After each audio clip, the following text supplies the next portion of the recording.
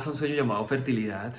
Como lo leyeron en el título, hoy vamos a hablar acerca del síndrome de ovario poliquístico, uno de los trastornos endocrinológicos más frecuentes que afecta aproximadamente a 1 de cada 10 mujeres en edad reproductiva. Siempre que hablo acerca del síndrome de ovario poliquístico o lo explico a mis pacientes, lo primero que digo es que es un trastorno en la comunicación hormonal. Las hormonas son estos mensajeros que llevan la comunicación entre las glándulas y los tejidos y permiten que todo se lleve de forma armónica. En este síndrome hay una alteración en la comunicación, por lo tanto se detienen algunos procesos como la ovulación o se generan estas características clínicas que hacen parte del ovario poliquístico. Siempre me cuestionan o me preguntan acerca, bueno doctor, pero yo ¿por qué tengo este síndrome? ¿Por qué me dio a mí? ¿Qué he hecho? ¿Qué dejé de hacer para que hoy esté cursando con esta condición? No se ha podido determinar un solo origen causal, hay diferentes teorías y viene a ser también multifactorial su origen. Hay diferentes hipótesis como la hereditaria, es decir, mujeres con síndrome de ovario poliquístico tienen mayor probabilidad de tener niñas que van a cursar con este síndrome a futuro. Igualmente, también se ha hablado del influjo hormonal inútero. Mujeres con diabetes gestacional, obesidad, trastorno metabólico, diabetes previo a la gestación, durante el embarazo van a tener un desbalance hormonal. Y esto va a llevar que el embrión en formación, el embrión femenino en formación, entre en contacto con estas hormonas y se transcriban de forma diferente su comunicación y cuando llega a la adolescencia esta niña va a cursar con este síndrome.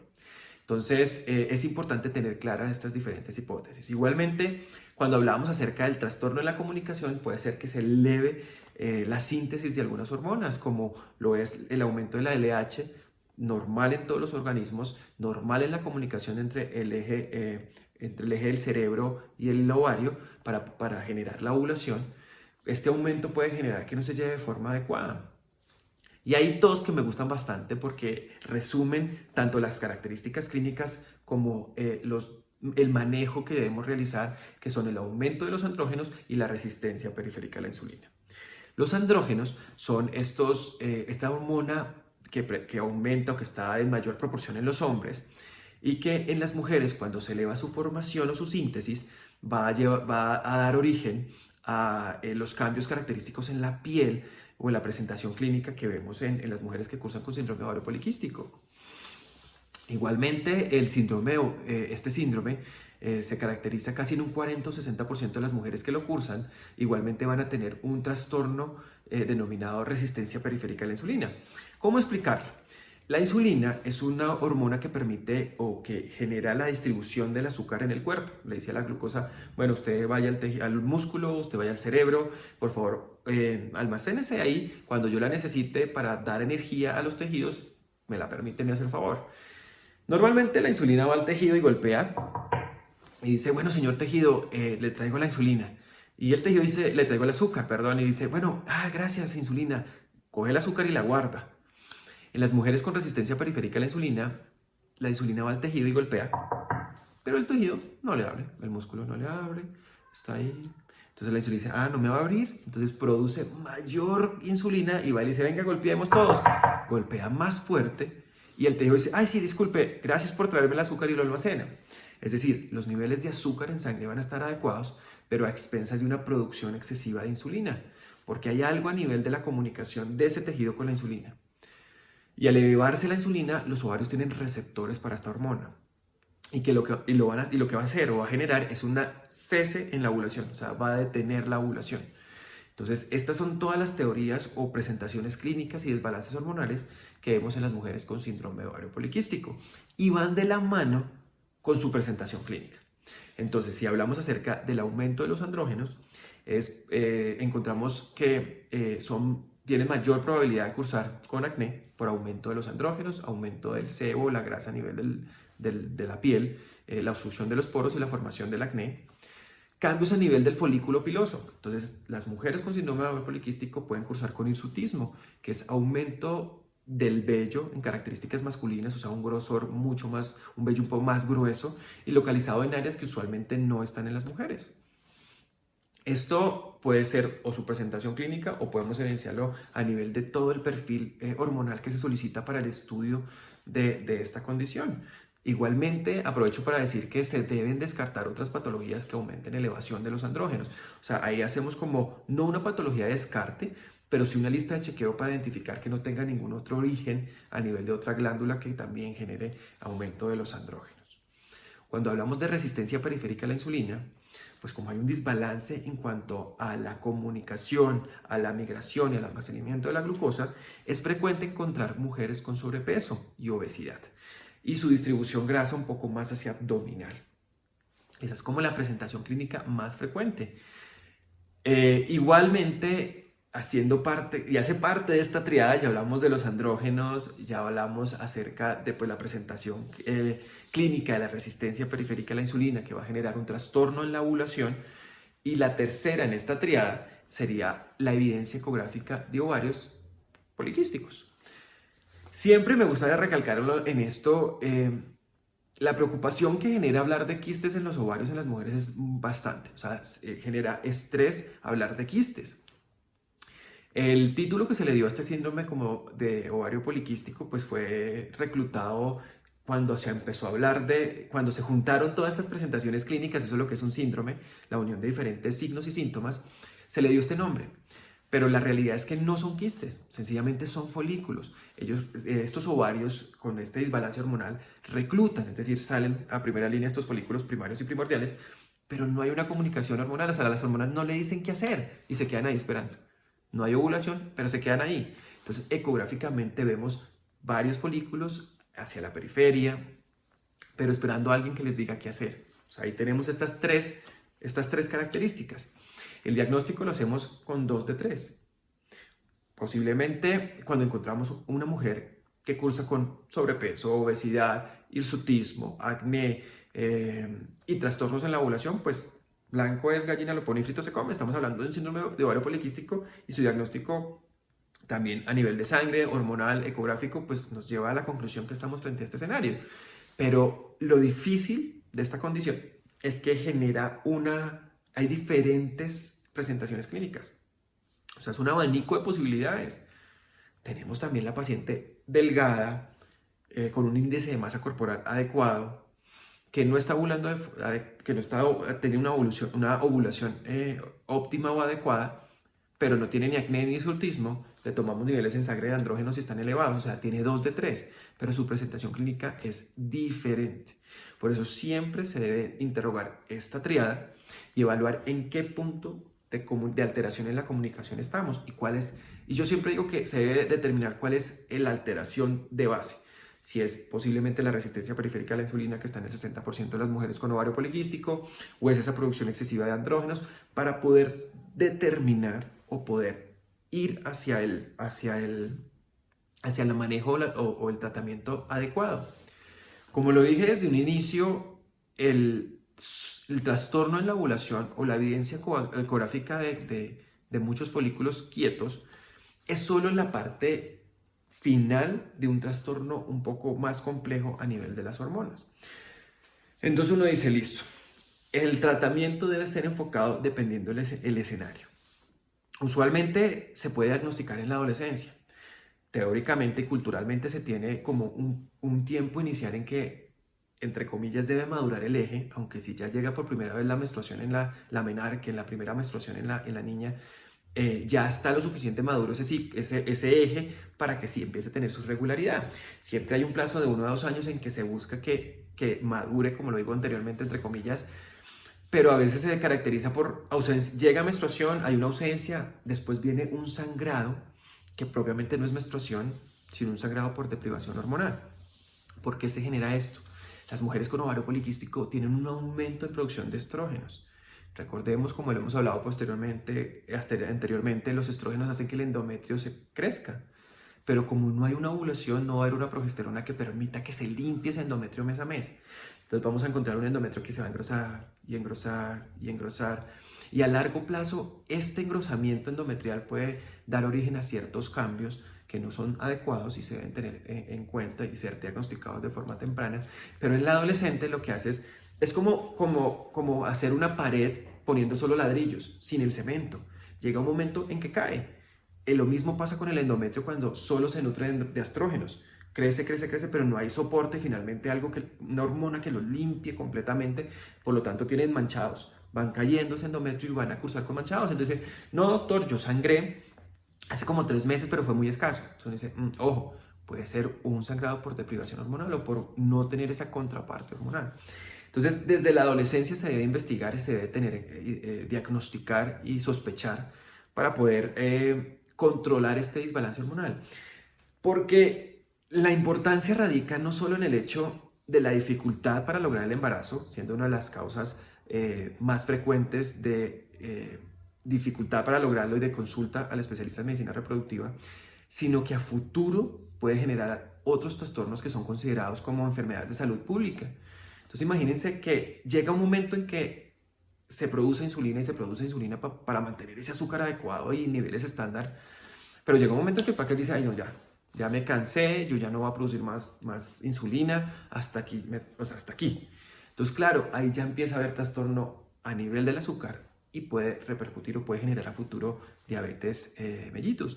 Entonces, tienen casi 5 veces más de ciertas compromiso a nivel coronario, hipertensión, diabetes mellitus, obesidad, dislipidemia. O sea, es una condición de salud pública porque a futuro, si no se compensa, pues asocia a otra serie de enfermedades que son importantes a tener en cuenta. Por lo tanto, su diagnóstico y manejo debe ser precoz. No solo el hecho de la fertilidad, que es lo que nos trae el día de hoy, sino para entender que esta condición es multifactorial y debe ser valorada y manejada por diferentes dependencias. O sea, desde el internista hasta la nutricionista, hasta nosotros como especialistas en medicina reproductiva, el ginecólogo, deben encaminar cada uno desde su área, poder controlar y compensar las características clínicas y la base de alteración hormonal, hasta el dermatólogo, porque pues obviamente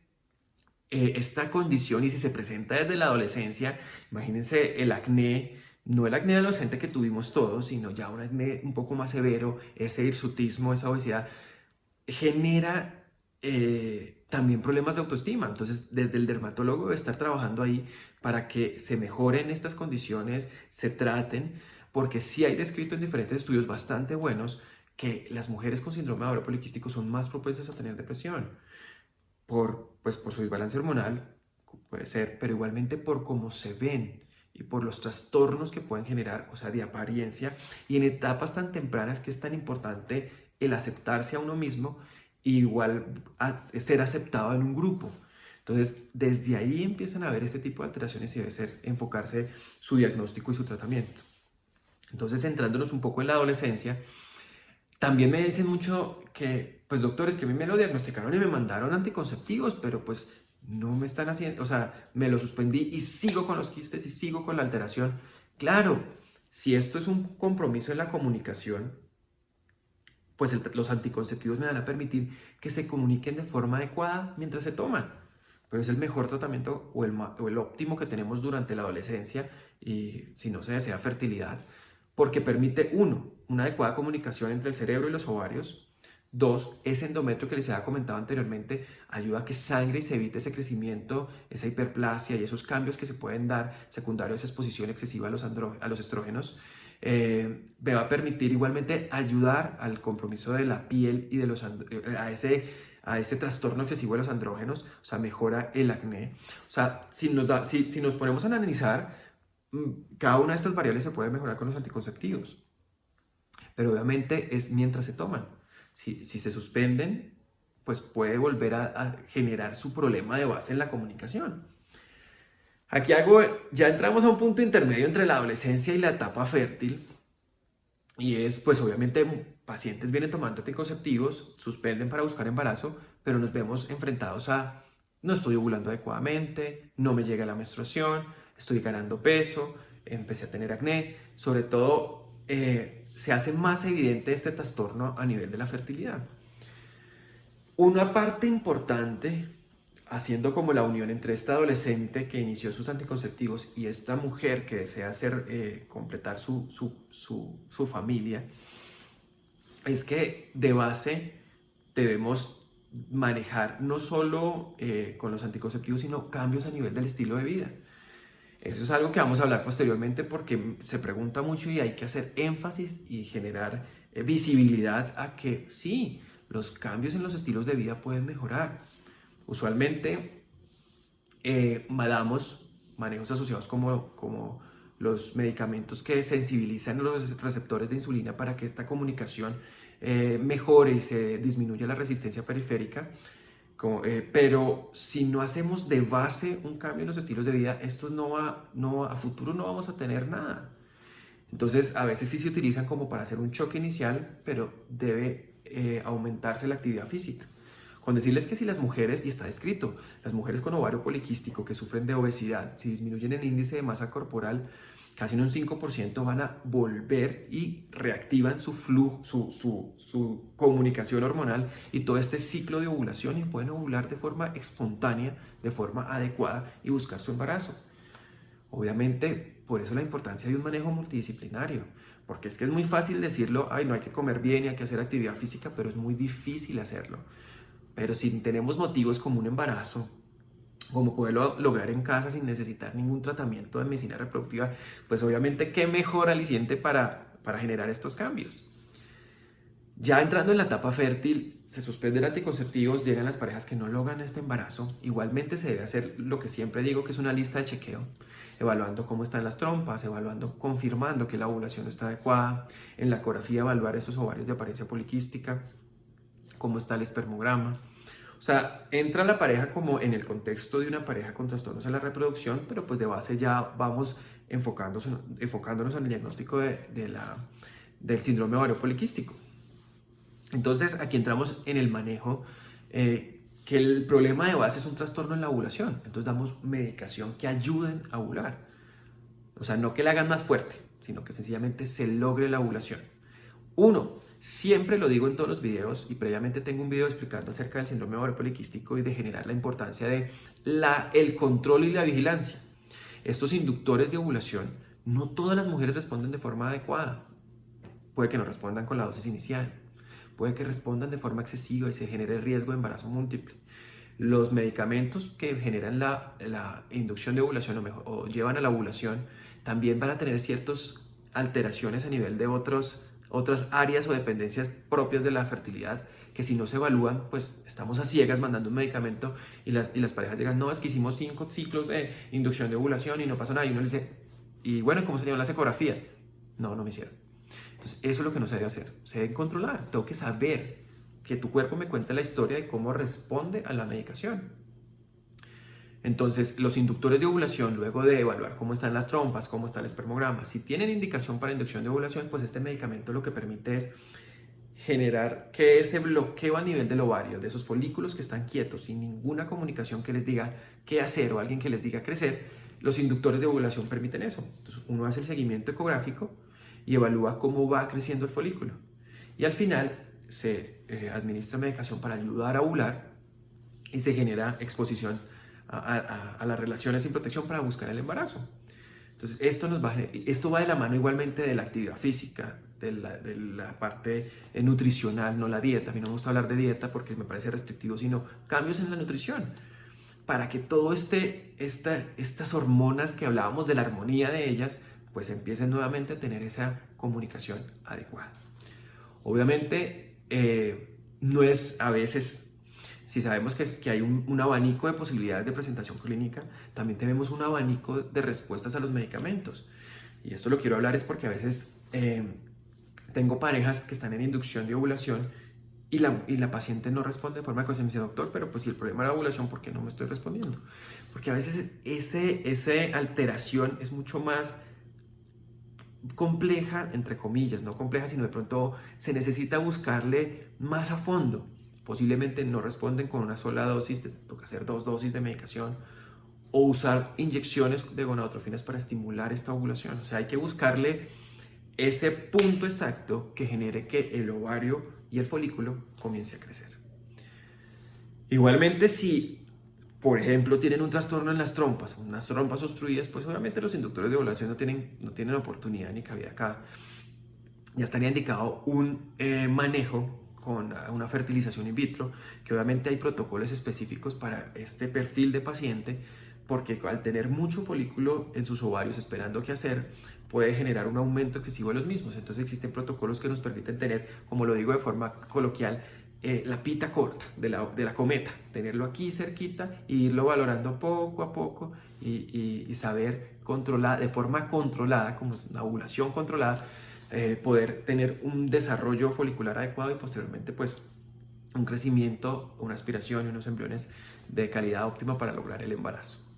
Entonces, como lo ven, este síndrome no es solo lo que vemos en la clínica, sino de base tiene un trastorno hormonal importante que a futuro puede generar complicaciones que actualmente, que hoy en día, pues hablando de fertilidad, pues es causa importante de trastornos en la reproducción y que puede acompañar desde la primera menstruación hasta que se va hasta el final de toda esta etapa reproductiva de la mujer.